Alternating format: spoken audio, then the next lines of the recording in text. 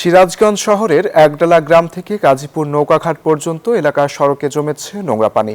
ফলে সামান্য বৃষ্টি হলে সেই পানি ঘরের দরজা পর্যন্ত চলে আসে। শুকনো মৌসুমে ড্রেনেজ ব্যবস্থা অকার্যকর থাকায় সড়ক ভাসে পচা পানিতে। ফলে সাধারণ মানুষ পড়ছে চরম দুর্ভোগে। আব্দুস সামাদ সামের তথ্য, চিত্রা ডেস্ক রিপোর্ট। সড়কে ড্রেনের নোংরা পানি, একটু বৃষ্টি হলেই সৃষ্টি হয় জলাবদ্ধতা। পদ্মা সেতু, মেট্রো রেল এবং এলিভেটেড এক্সপ্রেসওয়ে নির্মাণের গর্বিত অংশীদার বসুন্ধরা সিমেন্ট। এই দৃশ্য সিরাজগঞ্জ শহরের একডালা এলাকার। প্রথম শ্রেণীর পৌরসভার নাগরিক হয়েও কয়েক যুগেরও বেশি সময় ধরে ভোগান্তিতে এখানকার মানুষ।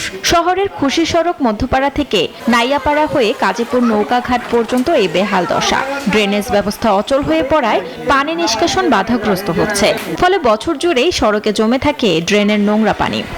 রাস্তার মধ্যে পচা পানি থাকে, গন্ধে আমরা আসতে পারি না, গেট খুলতে পারি না বাসার। একটা রুগী যদি অসুস্থ হয়ে যায়, যাইতে যাইতে মরে যায়। আমরা আসতে পারি না বাবা, সরকারের দেখে না, কেউ দেখে না, কোনো লোকজন দেখে না।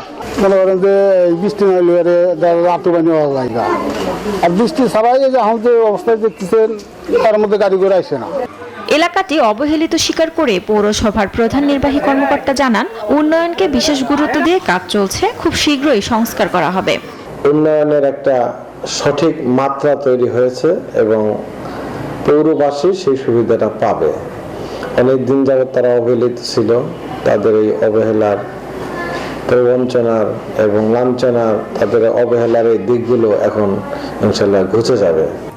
অবহেলিত এই অঞ্চলের হাজারো মানুষের দুর্ভোগ লাঘবে ড্রেন ও রাস্তাটির দ্রুত সংস্কারের পদক্ষেপ নেবে সরকার, এমনটাই প্রত্যাশা এলাকাবাসীর।